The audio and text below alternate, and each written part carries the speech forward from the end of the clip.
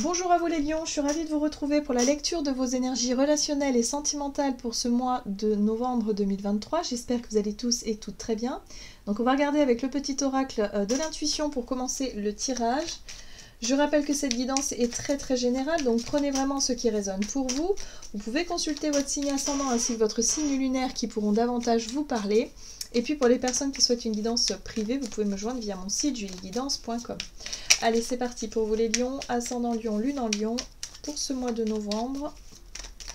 Sur le plan relationnel, attraction. Ta gentillesse et ton écoute nourrissent ton charisme et attirent la sympathie. Reconnais ce pouvoir naturel et entre dans la magie où l'abondance s'enracine. Alors, on vous parle de votre pouvoir d'attraction, d'attirer à vous en tout cas les personnes ou les situations favorables, les choses en tout cas qui vous correspondent davantage. Donc peut-être que vous allez mettre l'accent là-dessus les lions durant ce mois de novembre. Vous allez peut-être attirer des situations plutôt sympas, en tout cas ce que vous désirez à vous. Donc ok. Qu'est-ce qu'on vous dit avec l'oracle chakra du cœur pour vous les lions, ascendant lion, lune en lion pour ce mois de novembre? Oh, surprise! Ben dis donc. En général, la carte de la surprise ici, c'est quand même une surprise plus positive. On est quand même sur quelque chose de positif. Là, on voit que vous attirez à vous quelque chose qui peut vous correspondre. Ici, on vous parle d'un sujet qui peut concerner des enfants. Alors, soit c'est en lien avec vos enfants si vous en avez, soit c'est en lien avec les enfants dans votre entourage, ou l'idée d'avoir un enfant, peut-être, pourquoi pas. Mais en tout cas, il y a quelque chose... Voilà, qui devient plus fluide. Il y a quelque chose, en tout cas, qui vous correspond vis-à-vis des enfants, ou en tout cas du sujet en lien avec les enfants. On va regarder un message de l'oracle Jane Austen pour vous, les lions. Ascendant lion, lune en lion. L'imagination en action. Votre imagination est un puissant fond. Il est temps de passer du rêve à l'action. Très bien. Alors, c'est intéressant parce que du coup, j'ai l'impression que vous attirez à vous des situations favorables. Il y a quelque chose d'assez surprenant ici. En ce qui concerne les enfants ou l'idée d'avoir un enfant ou d'être vraiment dans cette notion de rapport aux enfants, vous voyez comment ça résonne pour vous, mais en tout cas il y a un côté léger, il y a un côté frais, il y a un côté sympa, hein. Et là il y a quelque chose qui se met en place, et c'est ce que vous aviez imaginé, du coup, hein, c'est ça le pouvoir d'attraction, c'est le fait d'avoir imaginé quelque chose qui se réalise enfin, hein, et vous prenez vraiment conscience de ce pouvoir de l'attraction. En tout cas c'est plutôt sympa. Qu'est-ce qu'on vous dit d'autre? L'art de s'observer. Et si le secret de la sagesse résidait dans l'art de s'observer soi-même, tournez votre regard vers l'intérieur. Alors, ce qui est intéressant aussi, c'est de prêter attention à ce qui se passe à l'intérieur de vous, à ce que vous dégagez comme énergie, comme intention aussi, hein, et comme justement... le fait de pouvoir attirer des situations qui vous correspondent vraiment. Donc ça, c'est très intéressant. Moi, j'ai l'impression que vous êtes axé là-dessus durant ce mois de novembre. Vous prenez conscience de votre pouvoir d'attraction, du fait de pouvoir faire, en tout cas, les choses qui vous correspondent vraiment, de passer du rêve à l'action. Donc ça aussi, c'est pas rien. C'est-à-dire d'une idée et de pouvoir enfin mettre en place cette idée-là, de vouloir peut-être démarrer quelque chose de nouveau. La carte des enfants peut parler aussi de renouveau, hein. Voilà, donc dans votre vie relationnelle, donc il se passe des choses, et là vraiment surprise, voilà, c'est quelque chose qui arrive comme ça et qui vous permet de mieux comprendre peut-être la loi d'attraction, ou la façon d'attirer à vous ce qui vous correspond. Donc c'est plutôt agréable, hein, c'est plutôt sympa comme énergie. Allez, on va regarder avec le tarot The Well of the Year ici.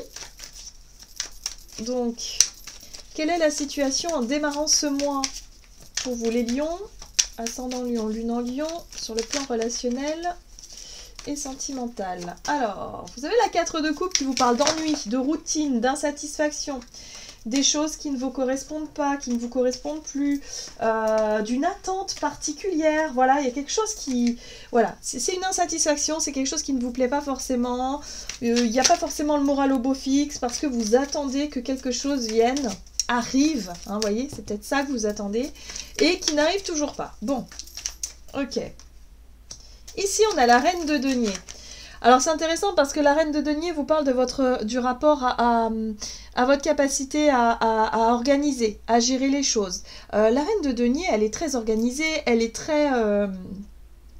elle sait prendre soin, en tout cas, elle est très attentive à ce que personne ne manque de rien dans son entourage. C'est quelqu'un qui s'assurera qu'il y ait toujours suffisamment d'argent, peut-être, suffisamment de confort, que les personnes sont, en tout cas les personnes chères autour de nous, peuvent compter sur cette reine de denier. C'est la mère au foyer aussi, un petit peu dans la caricature, c'est un peu ça. Hein. Voilà, c'est la maman qui veille à ce que personne ne manque de rien, qui fait attention aux ressources, qui est très... voilà, qui s'organise. Donc là, il y a quelque chose comme ça. Mais on voit bien que par rapport à cette organisation, cette routine, on est vraiment dans la routine aussi du quotidien, dans la gestion du quotidien, bah il y a quelque chose d'un peu ennuyeux, il y a quelque chose d'un peu, bon bah ok... Ouais, c'est pas forcément satisfaisant, c'est pas forcément ce que vous... c'est pas ce qui vous fait rêver, c'est pas ce qui vous stimule plus que ça. Ici, vous avez la princesse de denier qui fait que, bon bah ok, vous êtes en train d'apprendre peut-être une nouvelle façon de gérer les ressources, une nouvelle façon de s'organiser, une nouvelle façon de voir les choses. Vous essayez en tout cas de faire les choses différemment. Moi j'ai l'impression que vous essayez de sortir de la routine, vous essayez de casser un petit peu ce côté toujours pareil. Hein, voilà, les répétitions de schémas, les choses qui ne sont pas satisfaisantes, voilà, et essayer de trouver des réponses ou des solutions pour mieux s'organiser pour la suite des événements. Donc ce qui est intéressant, c'est que bah, j'ai l'impression que vous êtes plus axé sur la notion du quotidien, sur la notion de la sécurité matérielle financière, l'organisation. Si vous avez des enfants, bah, vous êtes très concentré là-dessus aussi. Mais ce qui est intéressant, c'est que là, il peut y avoir un déblocage, quelque chose qui change. On va voir quels sont les conseils à suivre justement pour pouvoir évoluer dans le bon sens. Alors on a quand même la notion de sacrifice avec le pendu ici. Hein. Ok, donc quelque chose de bloqué, quelque chose de suspendu, le sacrifice et en même temps... Ok, d'accord, bon.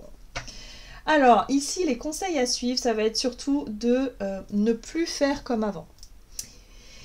Ne plus rester passif ou passive face à une situation que vous connaissez trop bien. Alors ici on a la référence au passé avec la 6 de coupe, c'est vraiment les habitudes, c'est ce que j'ai déjà vécu, c'est ce que vous connaissez déjà sur le plan émotionnel, c'est les souvenirs aussi. Mais il y a quelque chose qui vous fige, où vous avez l'impression d'être passif ou passive, et là on vous dit bah non, il va falloir sortir de ça, il va falloir changer votre regard par rapport à ce que vous avez déjà connu, par rapport à ce que vous avez déjà vécu, pour sortir d'une forme d'illusion. Parce que la 7 d'épée, c'est vraiment les faux semblants, c'est les illusions, c'est l'idée de se dire c'était mieux avant. Vous voyez, il y a un côté comme ça aussi, un petit peu nostalgique, ou c'était mieux avant, ou c'était d'idéaliser quelque chose, ou au contraire de diaboliser quelque chose. Il y a vraiment un côté où il faut sortir des faux semblants, il faut sortir un petit peu de ça, de ce côté un petit peu, alors pour certains c'est parce que vous vous êtes senti trahi, peut-être que vous avez vécu une trahison dans votre passé et que c'est quelque chose qui a laissé des traces aujourd'hui et qui fait que vous cherchez en tout cas à sécuriser vos arrières, hein, à trouver cette notion de routine sécurisante, mais d'un autre côté, attention, voilà. Donc là on vous dit surtout de ne pas être dans cette posture d'attente, de ne pas être dans cette posture de sacrifice, de ne pas reproduire un certain schéma, hein, en lien avec une forme de routine aussi, pour sortir de ça. Donc attention à ça. Ne pas rester dans les faux semblants, ne pas rester dans quelque chose qui n'est pas le reflet de la réalité finalement. Ok. Parce que le pendu parle aussi d'un changement de perspective, d'un changement de regard par rapport à ce qui a pu se produire par le passé ou par rapport à ce que vous pensez d'une situation ou d'une relation passée. On va voir quelle situation est à éviter pour vous. Alors, ce qu'il va falloir éviter, c'est de mener l'enquête. Ici, on a la carte de l'impératrice, ok, et le battleur. Ce qu'il va falloir éviter de faire, c'est justement chercher à savoir à tout prix, chercher à mener l'enquête, chercher aussi, alors avec la carte de l'impératrice, on peut être sur la recherche peut-être d'un amour maternel ou d'une maternité à tout prix, de chercher en tout cas à vouloir tout maîtriser, tout contrôler, à vouloir aussi être dans cette notion de manipulation. Le battleur, dans son aspect négatif, c'est le manipulateur. C'est l'idée ici de vouloir absolument tout faire pour que les choses arrivent, y compris la manipulation, y compris le mensonge, y compris tout ça. Là, il va falloir justement vous confronter à la vérité et sortir des faux semblants, sortir des mensonges, sortir de quelque chose qui ne vous correspondent plus aujourd'hui.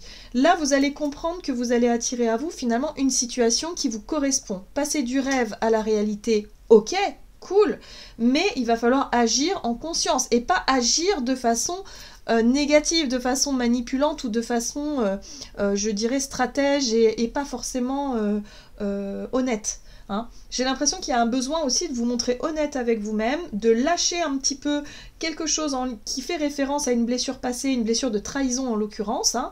Donc ne soyez pas dans les suspicions, ne soyez pas dans quelque chose de négatif, mais plutôt soyez dans l'accueil de ce qui se passe, parce qu'il y a la possibilité d'accueillir effectivement une situation d'une manière positive, beaucoup plus positive.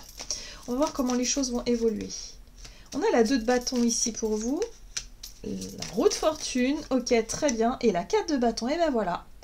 On vous dit ici que si vous mettez un petit peu plus de... Si vous vous autorisez à accueillir les choses comme elles viennent, à relâcher un petit peu la pression et la notion de contrôle que vous pouvez avoir sur les choses, eh bien la vie va vous prouver que vous allez pouvoir retrouver une forme de stabilité. Ici, on a différentes options qui peuvent s'offrir à vous avec la 2 de bâton, on est sur la croisée des chemins, et l'idée ici de pouvoir aussi apercevoir le changement. La roue de fortune, c'est le changement bénéfique justement, donc les choses évoluent, hein, il y a une évolution, il y a un changement dans une situation qui vous permet ici de retrouver une stabilité, un nouveau départ, ça peut être un nouvel engagement, un nouveau projet qui se dessine dans votre vie relationnelle, quelque chose qui est stimulant et quelque chose qui fait du bien et qui vous permet de sortir d'une espèce de croyance ou d'une espèce de suspicion, comme si vous avez l'impression que... Vous voyez, attention à la manipulation des pensées négatives ou des émotions négatives qui peuvent parfois nous manipuler. Et là, en l'occurrence, c'est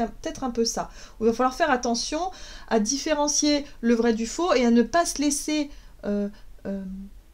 influencé par des émotions négatives ou des j'ai l'impression qu'on me ment, j'ai l'impression qu'on me trompe, j'ai l'impression... parce que là, il y a une vieille blessure de trahison qui refait surface. D'accord? Donc il va falloir avoir confiance, faire confiance à l'autre, avoir confiance en soi et puis surtout faire confiance à la vie qui va vous prouver que vous allez attirer à vous les situations bénéfiques et positives. Il y a une possibilité de vous apercevoir que il n'y avait pas besoin de stresser ou d'imaginer des choses... voilà, il n'y a pas besoin d'être vraiment dans les affabulations, dans l'imaginaire, pas besoin, tout va bien, il n'y a pas besoin de... Voilà, c'est pas parce que vous n'êtes pas satisfait ou satisfaite au départ d'une situation qui ne va pas comme vous voulez que tout de suite ça va être la trahison, ça va être la pire des situations, pas du tout, pas du tout.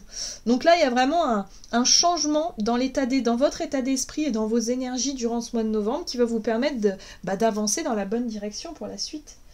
Qu'est-ce qu'on vous dit? On va regarder quel est le message ici de l'oracle des messages de l'amour pour vous les lions, ascendant lion, lune en lion, pour ce mois de novembre. Et oui, blessure d'enfant. Vous voyez, il y a quelque chose en lien avec le passé, une blessure d'abandon, de trahison surtout. Douleur, incompréhension et blessure. Lorsque tu te sens blessé, touché par les paroles d'un autre, c'est en réalité ton petit enfant qui ne sait pas comment recevoir certaines paroles et certains gestes. Lorsque ça t'arrive, tu peux alors apporter réconfort et chaleur à ton enfant intérieur qui n'a pas le recul nécessaire pour relativiser ce qui se passe. Donc là, ce qu'on vous invite à faire, c'est dès que vous vous sentez menacé, vous avez l'impression d'être trahi, surtout posez-vous la bonne question de savoir si c'est imaginaire, si c'est réellement ce qui se passe ou si c'est simplement une peur qui refait surface et qui a tendance à vous manipuler. Donc là, il y a une blessure effectivement qui ressurgit. C'est pour ça qu'on avait la carte de l'enfant et des enfants, ok. Au départ, c'est parce que là, il y a quelque chose qui fait référence avec une blessure d'enfance, qui a besoin d'être rassuré, qui a besoin d'être dorloté, chouchouté. Et si vous vous sentez menacé, ça veut dire que, ok, donc il n'y a pas besoin. Il y a besoin d'abord de vous poser les bonnes questions, de regarder à l'intérieur de vous ce qui se passe pour pouvoir vraiment réussir à changer une façon de faire, une façon de fonctionner et surtout une façon peut-être de réagir face à... voilà, face à l'autre hein, qui n'est pas forcément au courant de vos blessures ou qui ne sait pas comment faire avec vos blessures. Voilà, vraiment ce côté-là. Donc il y a l'idée de réussir à dépasser une blessure d'enfance ici pour pouvoir retrouver plus de quiétude et de sérénité pour la suite. Voilà les lions, j'en ai terminé pour votre guidance, j'espère que celle-ci vous aura plu et parlé, donc n'hésitez pas à liker, commenter la vidéo. Moi je vous souhaite de passer un excellent mois de novembre, je vous embrasse et je vous dis à tout bientôt.